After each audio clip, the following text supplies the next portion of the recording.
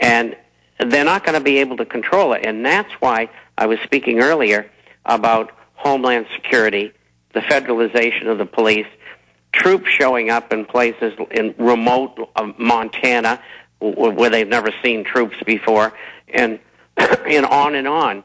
They're practicing, they're getting ready. And, of course, InfoWars had a piece on July 27th through 31st, I think it is, when they're going to have these joint maneuvers.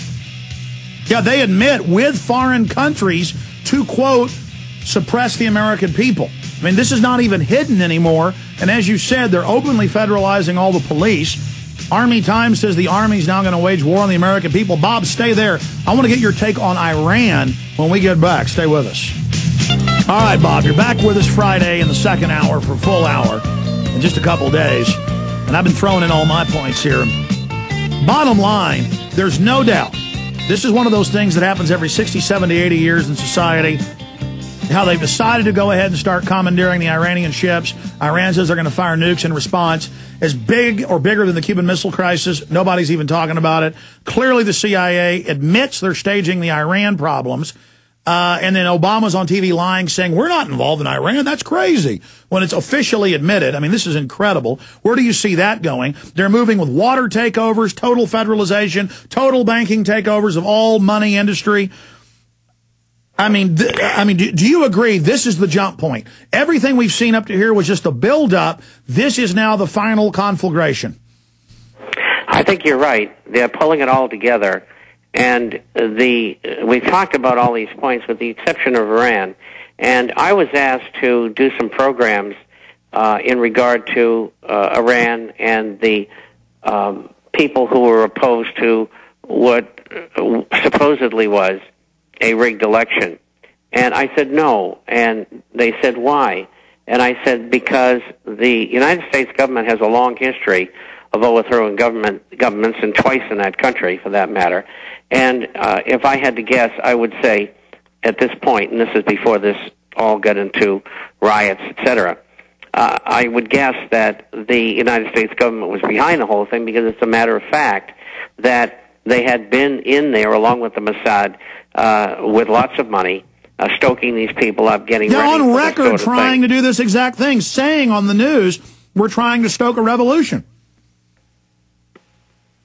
Go ahead, Bob. Exactly. And that's why I passed on it, and I said, no, I think it's the opposite. I think the U.S. government is behind this. And, of course, when you have the president come out and say, well, these people are saying that we're behind this or we're not, of course they are. Otherwise, they wouldn't have said anything. Well, the last White House and this White House, Obama increased Bush's covert ops for revolution, blowing up mosques, bombing buildings. They admit they do it. I mean, this, and Iran has been taking military attacks launched by the West in there on record. I mean, we post all the mainstream news, and then it comes out, BBC's faking photos that are really people for Ahmadinejad, not for the other guy, faking, they probably shot that woman themselves. I believe they really killed her. It's real video, but that's probably staged. The way it's shot, they just walked up and shot her right in the stomach and filmed it. I mean, just absolutely amazing that that's going on. And again, I'm not getting on either side here. This is clearly staged. And then it comes out that this individual, who's claiming he won, announced it hours before the polls lost, saying it had been stolen when the evidence was it wasn't stolen. And then it turns out he was the CIA liaison as the foreign minister of Iran with Iran-Contra. I mean, this guy's a deep cover operative. All the evidence shows that, Bob. That's right. And so it is an American operation, and they're trying to overthrow the government in Iran, and they're not going to get away with it. I mean, they're just not going to. And I watched a tape on Zbigniew Brzezinski earlier today, and he said that. Did you see that one? No, I'm sorry, Bob. You're absolutely. I was just saying that's right. I've got the clip. We're just. He says we need to. And he says we need to intelligently manipulate and keep manipulating. He admits they're doing it. Go ahead. Sorry. Well, not only that, he says that we got to do this very quickly because time is of the essence, and it's just one of these another one of these color revolutions, as they call them, where they go in and overthrow governments. And this is the latest. And I think they might have bitten off a bit more than they can chew here, because I think what's going to happen now, the people who they paid to do the demonstrations, they've been told, if you keep on doing that and creating violence, we're going to have to retaliate. And what the Republican Guard is saying, you keep it up, you're going to end up getting shot. And so I think this thing is going to simmer down, and the election has been certified.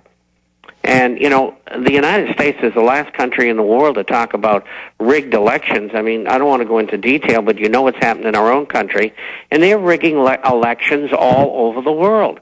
Look what they just did in Mexico 2 years ago with the election of Calderon. The whole election was stolen. And they do it everywhere.